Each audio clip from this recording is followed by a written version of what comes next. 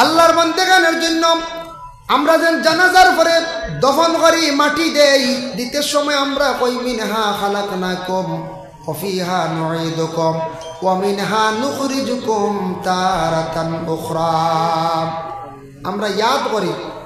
আয় আল্লাহ ও মাটি দিয়ে আমারে বানাইছো ও মাটির মধ্যে আমি যাইমু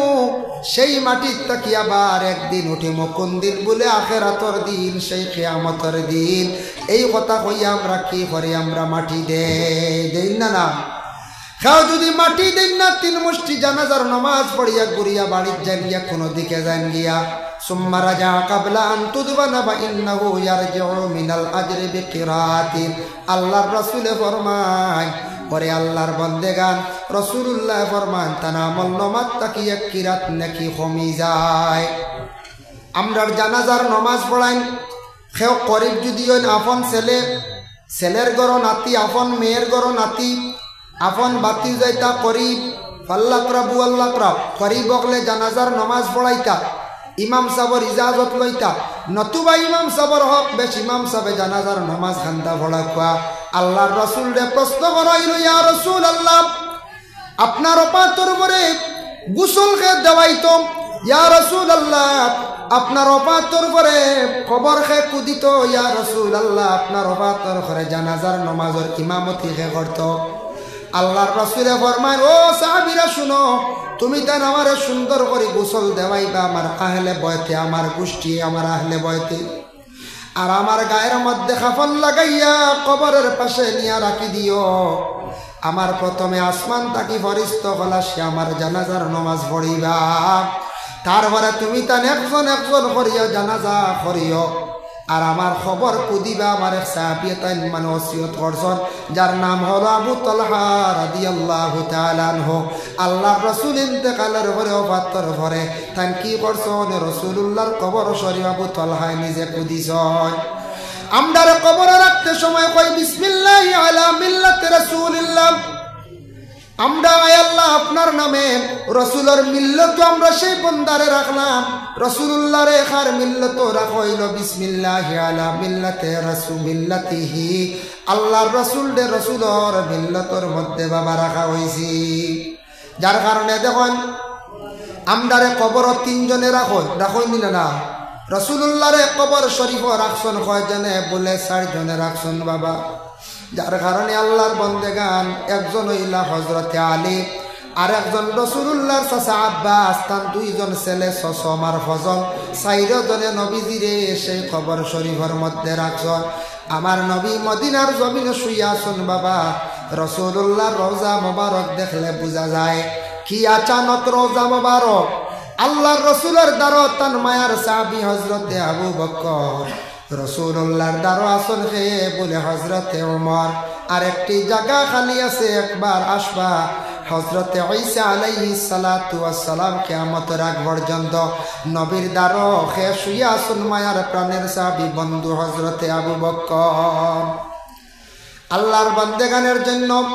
রাসূলুল্লাহর রওজা শরীফ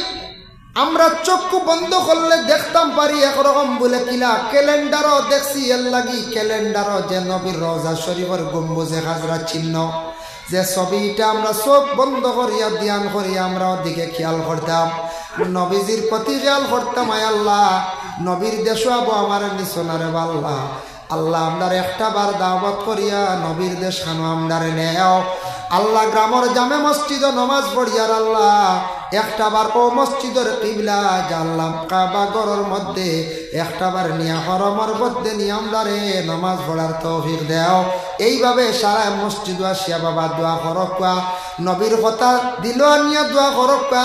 বেশি করিয়া নবীর উপরে দুরূদ শরীফ বেশি করে পড়ার চেষ্টা করকা যত ইবাদত বন্দেগি করকা না কেন গ্যারান্টি নাই একমাত্র নবীর উপরে দুরূদ পড়লে সেই ইবাদতের মধ্যে গ্যারান্টি আছে সুবহানাল্লাহ তাই আল্লাহর বান্দেগান এর জন্য আল্লাহ পাক রব্বুল আলামিনের দরবারে আরজ রাখি আমরা আল্লাহ যেন আমরার জমিনে যতদিন রাখবা মুসলমানের কুলো ইমানি হাইসিয়তে আল্লাহ যেন আমরার জমিনে রাখেন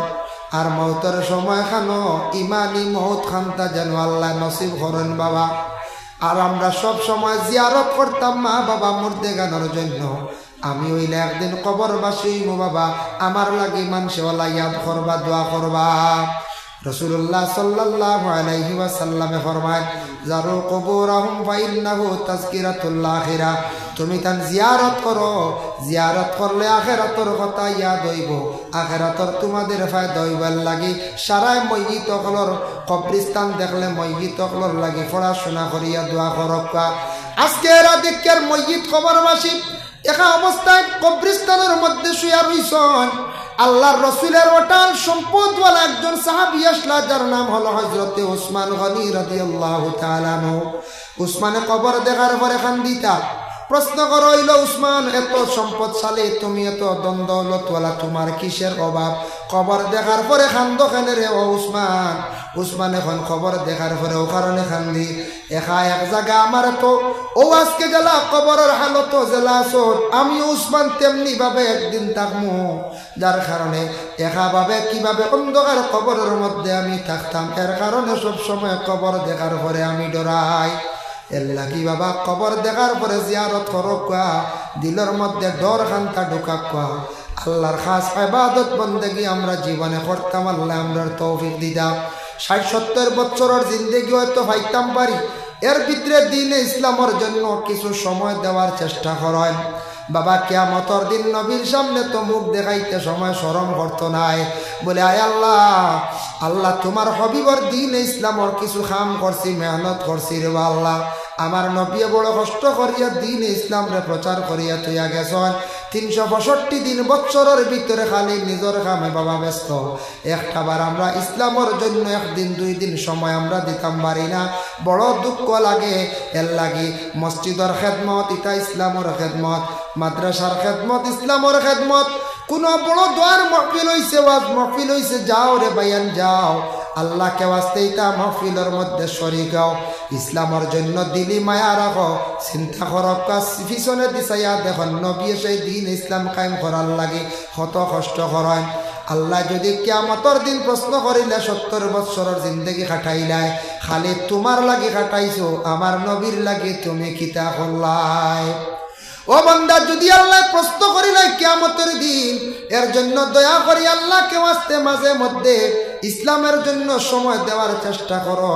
মানুষে মরণের পরে আফসোস করবা, অমুক মানুষটা বড় বালা আসলো রে, বা মসজিদও বেশি খেদমত করছে, মাদ্রাসায় খেদমত করছে,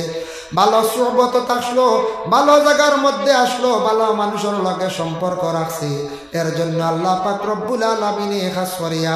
আমরারে তৌফিক দিতা, বেশি বেশি করিয়া নেক আমল করার সবে হোক আল্লাহুম্মা আমিন। অনদেখার কয়েকজনে হাদিয়া লেখাইছেন মসজিদের ঘর সাহায্যার্থে, আল্লাহ আস্তে মসজিদের ঘর খে কোন হালতে কিতা দিবা।